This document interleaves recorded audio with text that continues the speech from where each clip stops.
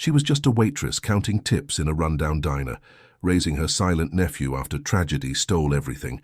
But when violent men came collecting on her dead brother-in-law's $50,000 debt, Hana discovered that sometimes salvation comes from the most dangerous shadows. Ryu Takeda wasn't just any protector. He was the most feared Yakuza boss in the city, a man who'd buried his own heart with his murdered family 5 years ago. Now these two broken souls would be forced together by blood, betrayal, and a rival gang leader who wouldn't stop until he destroyed them both. But in a world where protection could become prison and trust meant risking everything, the most shocking twist wasn't the violence closing in. It was the 7-year-old boy whose silence held more power than any weapon, and whose first spoken word in 8 months would shatter a criminal empire. This is a story about choosing love over fear, family over blood, and discovering that sometimes the most dangerous man in the room is the only one who can keep you safe. Hit subscribe right now and drop a comment telling me where you're watching from, because what happens next will prove that even the darkest hearts can learn to love again. The clock above the counter read 11:47. Hana wiped down the last table, her shoulders aching from 10 hours on her feet. The diner smelled like coffee and grease, but she barely noticed anymore. It was the smell of survival. She glanced at the corner booth. Kenji lay curled on the cracked vinyl seat, his small body tucked beneath her jacket. His dark hair fell across his forehead. Even in sleep, his face held tension. 7 years old, and he'd already learned that the world could take everything from you in a single night. Hana counted her tips again. $43. She did the math in her head. Rent was due Friday. Kenji needed new shoes. The school wanted money for a field trip. The numbers never added up. They never had. She tucked the cash into her apron and checked the window. Rain had started to fall, blurring the neon signs outside. Across the street, 2 men stood beneath a broken awning. They weren't waiting for a bus. They were watching the diner, watching her. Hana's stomach tightened. She turned away and busied herself with closing duties. Maybe she was imagining things. Maybe they were just waiting for someone. But when she looked again, they were still there. One of them lifted his cigarette and met her eyes through the glass. She grabbed her jacket from Kenji's sleeping form. "Wake up, sweetheart. Time to go home." Kenji blinked awake but didn't speak. He hadn't spoken in 8 months, not since the accident that took his parents. Hana's sister, her brother-in-law, gone in the time it takes to run a red light. Now it was just the 2 of them. She locked the diner door and pulled Kenji close. The rain fell harder, soaking through her thin jacket. The alley behind the restaurant was the fastest way home. She'd walked it 100 times. Tonight, it felt different. Footsteps echoed behind them. Hana walked faster. Kenji's hand squeezed hers. "Hey," a voice called out. "You're Hana, right? Mori's sister?" She didn't turn around. Her brother-in-law's name sent ice through her veins. Whatever trouble he'd been in, she wanted no part of it. "We just want to talk," the voice continued. "Closer now. Your brother-in-law owed us money. $50,000. That debt didn't die with him." Hana stopped. She turned slowly. 2 men blocked the alley entrance. A third appeared ahead, cutting off her escape. They wore dark clothes and cold smiles. One had a tattoo creeping up his neck. "I don't know anything about any debt," Hana said. Her voice was steady, but her heart raced. "I barely knew him." "That's not our problem." The tallest one stepped forward. "Your family. You inherited his mess." "I inherited nothing but a funeral bill and a traumatized child." The man shrugged. "Take it up with fate. You have 2 weeks, 50,000, or things get uncomfortable." Kenji pressed against her leg. She could feel him trembling. "I don't have that kind of money," Hana said. "I'm a waitress." "Then you better get creative." He smiled, and there was nothing human in it. 2 weeks. One of them blocked her path completely now. His hand moved toward her arm. Then a car door opened somewhere behind them. The sound was quiet, almost gentle, but the men froze. Hana turned to see a black sedan parked at the mouth of the alley. A man stepped out into the rain. He was tall, dressed in a dark suit that fit him like armor. His face was all sharp angles and shadows. His eyes moved slowly across the scene, missing nothing. He didn't speak at first. He just walked toward them with the calm of someone who had never needed to hurry in his life. "Toru's boys," he said finally. His voice was low, controlled. "Far from home tonight." The men exchanged glances. The tall one straightened. "This isn't your business, Takeda." It became my business when you started shaking down women and children in my territory. The air changed. Something dangerous moved beneath the surface of the conversation. Hana didn't understand it, but she felt it. The men did too, their confidence cracked. "We're just collecting a debt," one of them muttered. "Then collect it from men who owe you." The stranger's gaze didn't waver. "Not from her, not from the boy. Walk away." For a long moment no one moved. Then the tall one nodded slowly. He stepped back, gesturing to the others. They retreated into the rain without another word. Hana let out a breath she didn't know she'd been holding. The stranger turned to her. Up close she could see the scar that ran along his jaw. His eyes were dark, unreadable. But when they dropped to Kenji, something flickered there, something almost soft. "Go home," he said. "Lock your door." "Who are you?" Hana demanded. Anger was replacing fear now. "Are you with them? Is this some kind of—" "I'm not with them." He cut her off, but not unkindly. "Go home, Hana Mori." He knew her name. She opened her mouth to argue, but Kenji tugged at her hand. His eyes were wide, but not with fear. He was watching the stranger with something like curiosity. Hana pulled him close and walked past the man without another word. She didn't look back, but she felt his eyes on her until she rounded the corner. That night, Hana barely slept. She checked the locks twice, 3 times. She watched the street from her window, her mind racing. Just after midnight, she saw it. A black sedan, parked down the block. The same one from the alley. Someone was watching her. She closed the curtains and sat in the dark. Kenji asleep in the next room. Her hands wouldn't stop shaking. In the morning, she found a paper bag outside her door. Groceries, rice, vegetables, milk. Things she couldn't afford this week. No note, no explanation. Hana stared at the bag for a long moment. Then she carried it inside and threw it in the trash. She didn't need charity, especially not from men who lurked in shadows and spoke in riddles. That afternoon she spotted him again, the stranger from the alley. He sat in his black car outside the diner, watching through the window, watching her. Something inside her snapped. She pushed through the door and marched across the street. Rain was falling again, light and cold, but she didn't care. She reached his car and rapped on the window. He lowered it slowly. "Stop," she said. Her voice shook with anger. "Stop following me. Stop leaving things at my door. I don't know who you are, and I don't want your help." He looked at her for a long moment. His face gave nothing away. "The threat isn't over," he said finally. "Those men will come back. Toru Ishida doesn't forgive debts. He uses them. I don't care. I can handle my own life." "Can you?" His eyes moved past her toward the diner, toward where Kenji sat in his usual booth drawing pictures on a napkin. "Can you protect him?" Hana's chest tightened. She hated that he was right. She hated that she didn't have an answer. "Who are you?" she asked again. Softer this time. He was quiet for a moment. When he spoke, his voice was distant. "My name is Ryu Takeda, and I know what it feels like to lose everyone you're supposed to protect." The words hung in the air between them. She saw something in his eyes then, something old and heavy, something broken. Before she could respond, Kenji appeared at the diner door. He stood there, watching them. His small face was calm, unafraid. Ryu's gaze shifted to the boy. His expression softened just for a moment. "Go back inside," Hana said over her shoulder. But Kenji didn't move. He was looking at Ryu like he was trying to solve a puzzle, and Ryu looked back at him the same way. Ryu stepped out of the car. The rain had stopped, but the air still held its chill. He moved slowly, carefully, like a man approaching a wounded animal. He stopped a few feet from Kenji. Then he lowered himself to one knee. "Hello," he said quietly. "I'm Ryu." Kenji didn't speak. He never did. But he also didn't step back. He didn't hide behind Hana. He just stood there, his dark eyes studying Ryu's face with that strange, old soul stillness he carried everywhere. Ryu seemed to understand the silence. He didn't push, didn't fill the space with nervous chatter. He simply waited, letting Kenji look. After a long moment, Kenji lifted his hand. He pointed at the scar on Ryu's jaw. Ryu touched it lightly. "An old mistake," he said. "Someone taught me a lesson I needed to learn." Kenji tilted his head. Then, slowly, he reached out and touched the scar himself. Just a brush of small fingers against rough skin. Hana's breath caught in her throat. Kenji hadn't voluntarily touched anyone but her in 8 months.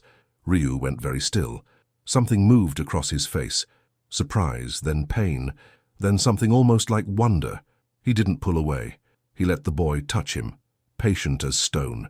When Kenji finally dropped his hand, Ryu nodded once, a small acknowledgement. Then he stood and looked at Hana.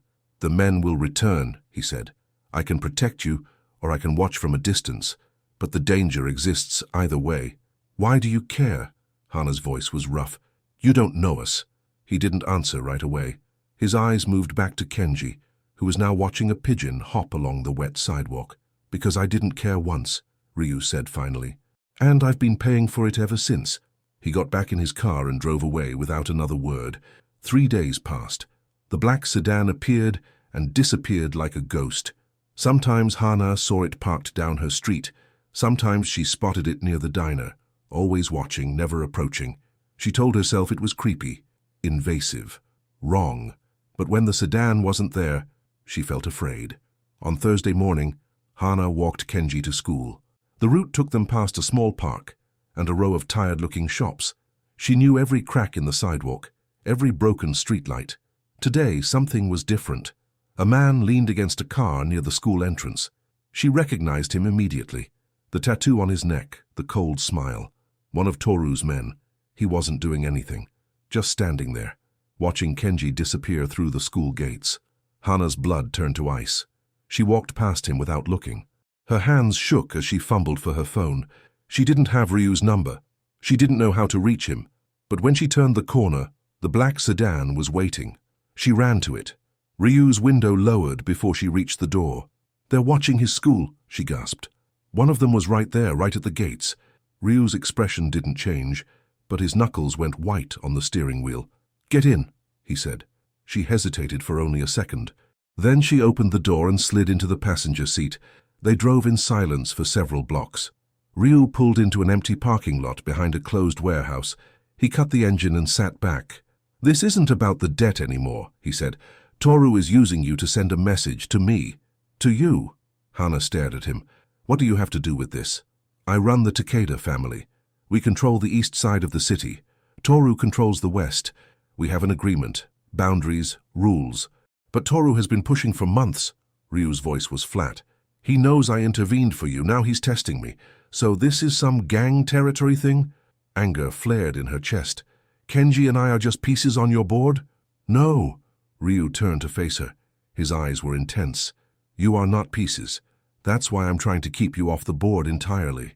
Then let us go. Stop watching us. They'll lose interest." "They won't." His voice hardened.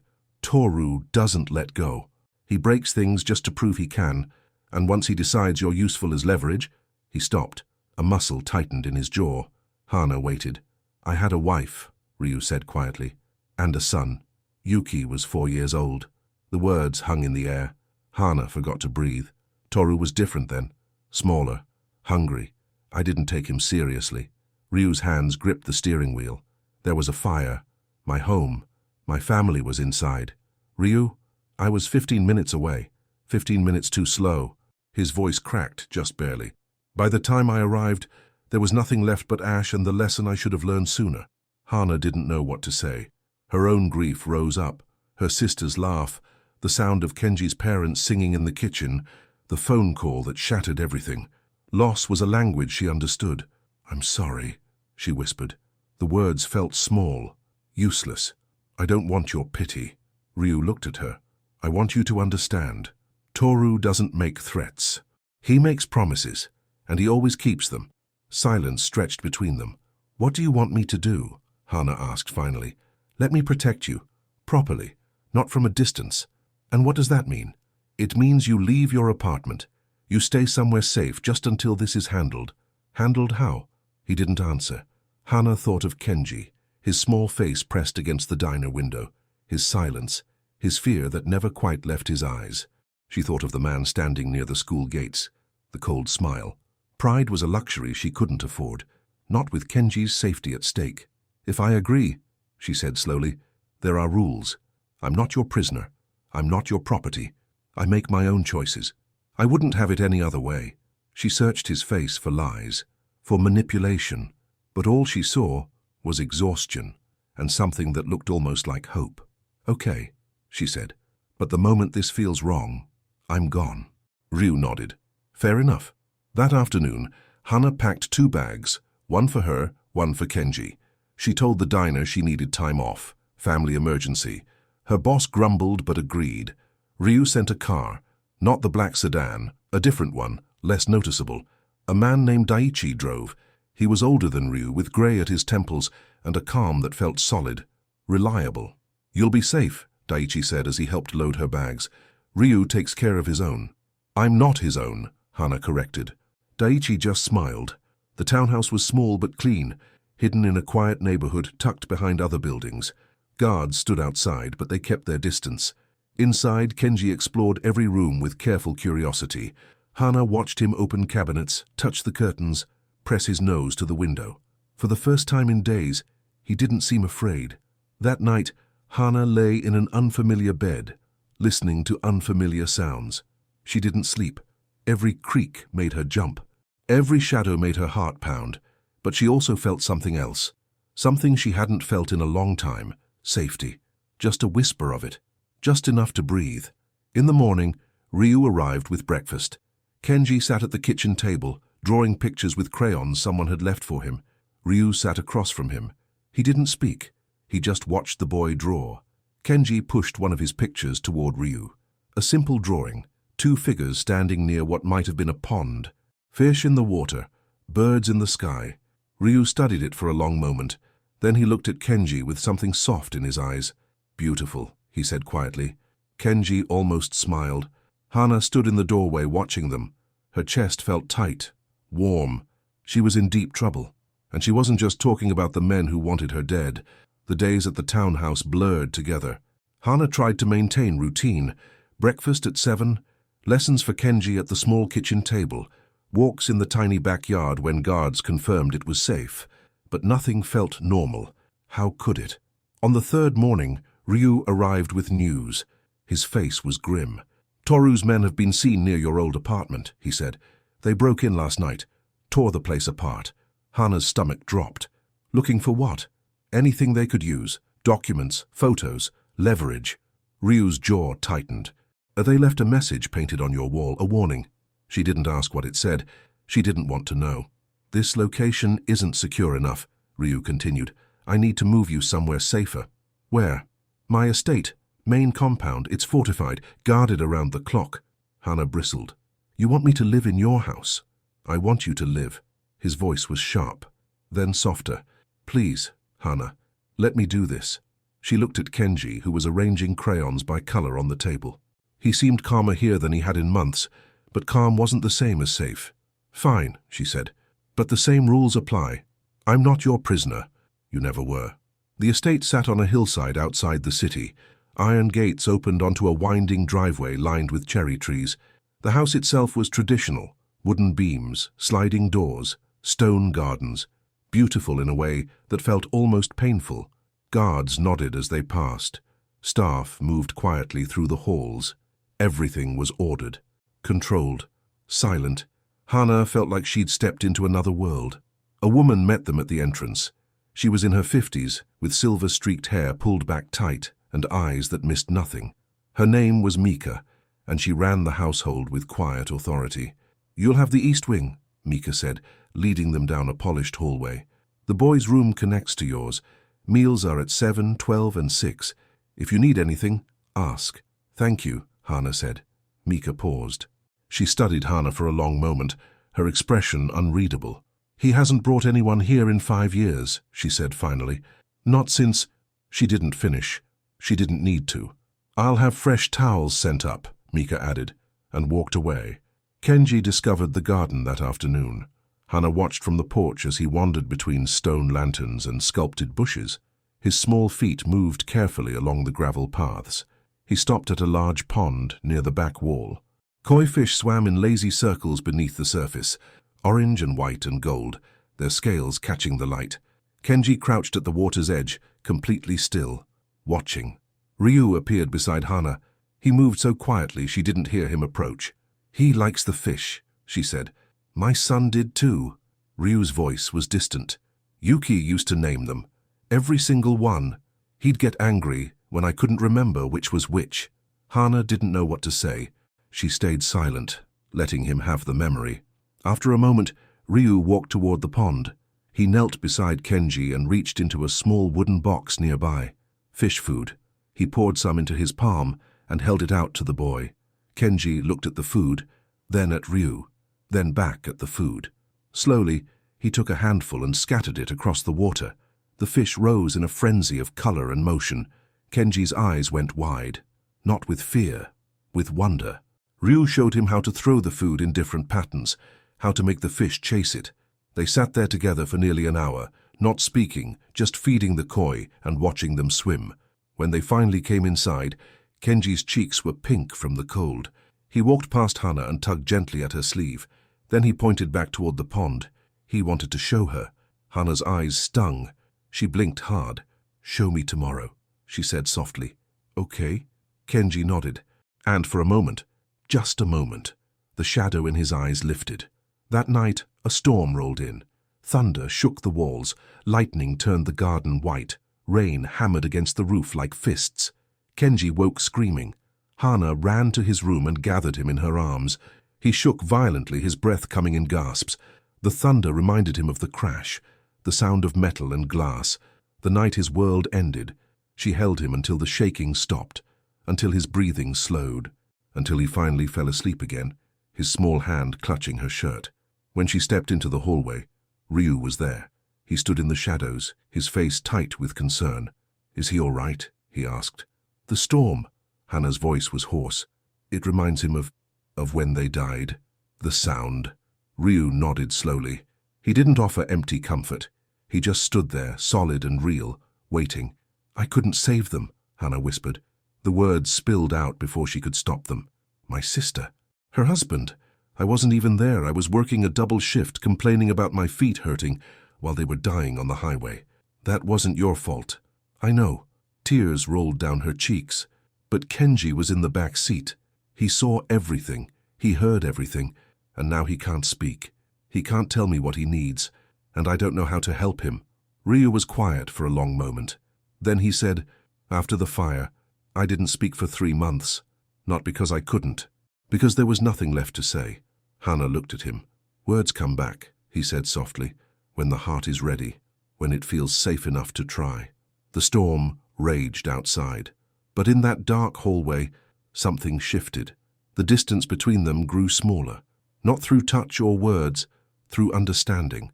They both knew loss. They both carried guilt. They both were trying to protect something fragile from a world that wanted to break it. "Thank you," Hana whispered. Ryu nodded once. Then he turned and walked back to his room.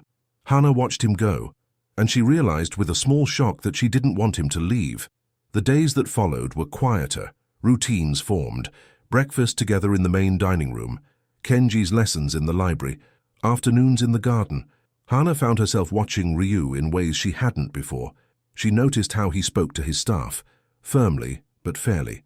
How he listened more than he talked. How his eyes softened whenever Kenji was near. She noticed the way he moved through his own home like a ghost. Eating alone, working late, carrying the weight of his world without complaint. One evening, she found him in the kitchen. He stood at the counter with tools spread around him, fixing a broken cabinet door. "Don't you have people for that?" she asked. He didn't look up. "I like working with my hands. Keeps me grounded." Hana leaned against the doorframe. "You're full of surprises, Ryu Takeda." He glanced at her.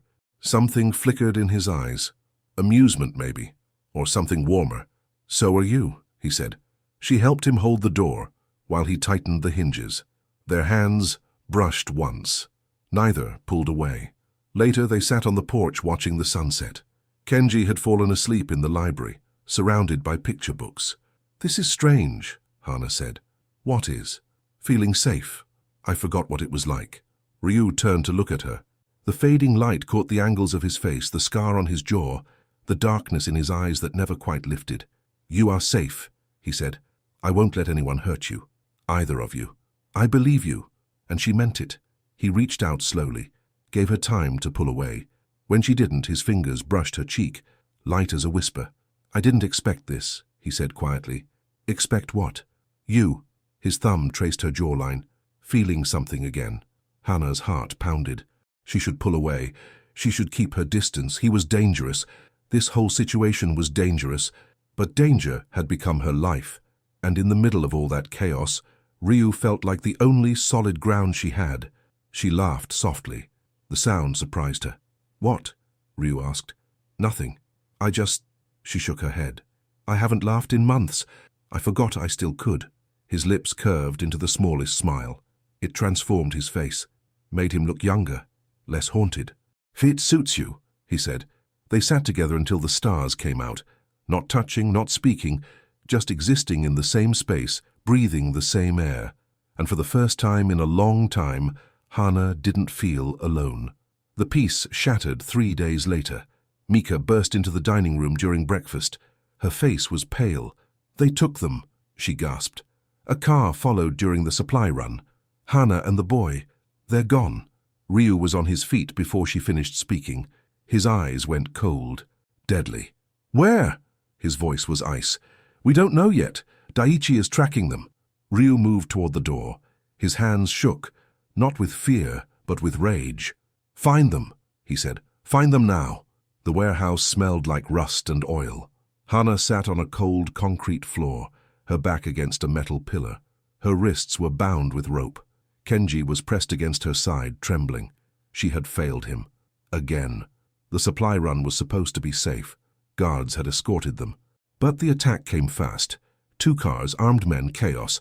Before Hana could react, someone had grabbed Kenji. She'd fought back, screamed, clawed at the hands that dragged her into a van. Now they were here, wherever here was. A door scraped open. Light spilled in, harsh and cold. Toru Ishida walked toward them slowly. He was tall and thin, with slicked-back hair and a smile that never reached his eyes.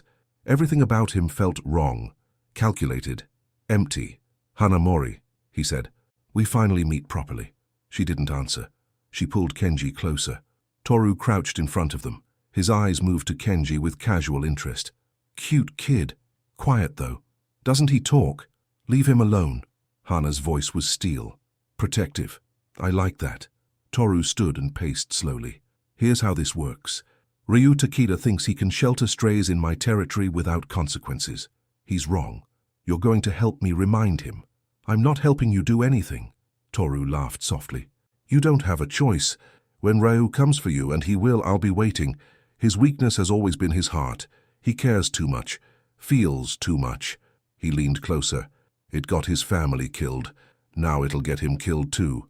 Fear coiled in Hana's chest, but beneath it something else rose. Fury. "You're wrong about him," she said. "Am I? He's not weak. He's the strongest person I've ever met, and he's going to destroy you." Toru's smile flickered, just for a moment. Then it returned, colder than before. "We'll see," he said. He walked away. The door slammed shut. Darkness swallowed them again. Hana pressed her forehead against Kenji's hair. Her hands shook, but her voice stayed steady. "It's okay," she whispered. "Ryu will come. He'll find us." Kenji didn't respond, but his small hand found hers in the dark and held on tight. Hours passed, or maybe minutes. Time lost meaning in the shadows. Then, noise, shouting, the crack of something breaking. Hana pulled Kenji behind her, shielding him with her body. Her heart pounded. The door burst open. Ryu stood in the doorway. His suit was torn. Blood stained his knuckles, his shirt, the side of his face. His eyes were wild, not with fear, but with something darker, something ancient and terrible. He saw her. Relief flooded his face for just a second. Then he was moving, crossing the space between them in 3 long strides. "Are you hurt?" His voice was rough, desperate. "No, we're okay." "Rule your hands." He was already cutting through her ropes with a knife. His movements were quick but careful. When her wrists came free, he cupped her face in his bloody hands. "I'm sorry," he breathed. "I'm so sorry. I should have—" "Stop." Hana grabbed his wrists. "You came. That's all that matters." Behind them, Daiichi appeared in the doorway. "We need to move. Now." Ryu nodded. He lifted Kenji into his arms like the boy weighed nothing. Kenji wrapped his arms around Ryu's neck and buried his face against his shoulder. They moved through the warehouse quickly. Hana saw bodies on the ground, men groaning, men not moving at all. She didn't look too closely. She didn't want to know. Outside, cars waited. Guards surrounded them, weapons drawn. Ryu handed Kenji to Daichi, then turned back to scan the darkness. "Is Toru—" Hana started. "Handled?" Ryu's voice was flat, final. She didn't ask for details. The drive back to the estate was silent. Hana held Kenji in her lap, stroking his hair. He had stopped trembling. His breathing was slow and even. Asleep. Ryu sat across from them. He stared out the window, his face unreadable. Blood still marked his skin. When they arrived home, Mika was waiting at the door. Her eyes widened at the sight of them, dirty, shaken, but alive. "Prepare the medical supplies," Ryu said quietly. "My study." Mika nodded and disappeared inside. Hana carried Kenji to his room. She tucked him into bed, smoothing the blankets around his small body. He stirred but didn't wake. "I love you," she whispered. "I'll always keep you safe. I promise." She kissed his forehead and stepped into the hallway. Ryu was leaning against the wall, waiting for her. Up close, she could see how badly he was hurt. Cuts on his hands, a gash above his eyebrow, bruises already forming along his jaw. "You need medical attention," she said. "I'm fine. You're bleeding." "It's not mine, most of it." Hana grabbed his arm and pulled him toward his study. He resisted for a moment, then followed. Inside, Mika had laid out bandages, antiseptic and clean cloths. She gave Hana a long look, then left without a word. "Sit," Hana ordered. Ryu sat. He watched her with tired eyes as she wet a cloth and began cleaning the blood from his face. "You don't have to do this," he said. "Shut up." He almost smiled. She worked in silence, wiping away the evidence of violence. Her hands were gentle despite her shaking. When she reached the cut above his eye, he winced. "Sorry," she murmured. "Don't be." She applied antiseptic, then a bandage. Moved to his hands. His knuckles were split and swollen. She cleaned each one carefully. "Toru is gone," Ryu said quietly. "He won't hurt anyone again." Hana nodded. She didn't feel relief. Not yet. That would come later, when the shock wore off. "Thank you," she said, "for coming for us." "I would have torn the city apart." His voice was raw. "I would have burned it down." She believed him. When she finished bandaging his hands, she sat back. Exhaustion crashed over her like a wave. Ryu reached out. His fingers, wrapped in white gauze, brushed her cheek. "Stay," he said. "Please." It wasn't an order. It was a question, a hope. "I'm not going anywhere," she whispered. The next morning, Hana woke to sunlight streaming through unfamiliar windows. For a moment, she didn't know where she was. Then she remembered. She was home. This was home now. She found Ryu in the garden, sitting by the koi pond. He looked better, still bruised, still tired, but calmer, more himself. Kenji was beside him. They sat together in comfortable silence, watching the fish swim. Hana stopped at the edge of the path, watching them. Ryu must have sensed her presence. He turned, and something shifted in his expression. Warmth, relief. She walked toward them and sat on Ryu's other side. "How are you feeling?" she asked. "Sore, alive?" He paused. "Grateful." Kenji reached into the wooden box and scattered fish food across the water. The koi rose in their usual frenzy of color. "I need to say something," Hana said. Ryu turned to face her fully. "I'm not your responsibility," she continued. "Kenji isn't your responsibility. You saved us. You protected us. But that doesn't mean you owe us anything." "I know." "So why do you want us to stay?" Ryu was quiet for a long moment. The fish splashed softly. Birds sang in the cherry trees. "Because you're my choice," he said finally. "Not my obligation. Not my duty. My choice. I want to wake up knowing you're here. I want to watch Kenji grow. I want—" He stopped, swallowed. "I want a future. I didn't think I could have one. But with you, I can imagine it." Hana's eyes burned. She blinked hard. "This isn't a transaction," Ryu added. "I'm not offering protection in exchange for your presence. I'm offering partnership, equals, whatever you want it to be." "What if I want it to be everything?" His breath caught. "Then I would consider myself the luckiest man alive." She reached for his hand, their fingers intertwined, his wrapped in bandages, hers still bearing the rope marks from the warehouse. "I'm staying," she said, "on my own terms. I wouldn't have it any other way." A small voice broke the silence. "Ryu." They both froze. Kenji was looking up at them. His dark eyes were bright, clear, and for the first time in 8 months his lips were moving. "Ryu," he said again, soft as a whisper. steady as a heartbeat. Ryu's face crumpled. Tears spilled down his cheeks. This man who had faced violence without flinching, who had torn through enemies to save them, who carried his grief like armor. He cried, and Hana cried with him. Kenji climbed into Ryu's lap and wrapped his small arms around the man's neck. Ryu held him like he was the most precious thing in the world, because he was. 6 months later, spring arrived. The cherry trees bloomed pink and white. The koi pond sparkled in the afternoon sun. The estate buzzed with quiet life. Hana stood in the kitchen chopping vegetables for dinner. She worked by choice now, part-time at a small restaurant in the city, not because she had to, but because she wanted to. Independence mattered to her. Ryu understood that. Kenji ran through the garden, chasing a butterfly. He was speaking more every day. Short sentences at first, then longer ones. Questions, stories, dreams. He still had nightmares sometimes. He still went quiet when storms rolled in. But he was healing, slowly, beautifully. Ryu appeared in the kitchen doorway. He leaned against the frame, watching her. "Need help?" he asked. "You can peel the carrots." He joined her at the counter. They worked side by side in comfortable silence. "Daichi called," Ryu said eventually. "Business is stable, no threats." "Good.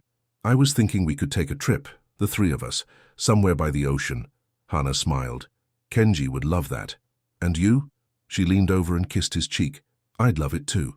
Through the window, they watched Kenji catch the butterfly. He held it carefully in his cupped hands, marveling at its wings. Then he opened his palms and let it fly free. Ryu's arm wrapped around Hana's waist. "Thank you," he said quietly. "For what?" "For giving me a reason to live again." She turned to face him. This man who had been so broken, this man who had learned to feel again, this man who had become her home. "Thank you for choosing us," she said. He kissed her forehead, gentle, reverent. Outside, Kenji laughed. The sound echoed through the garden, bright and free. They were not a family by blood. They were a family by choice, by survival, by love. And that was more than enough.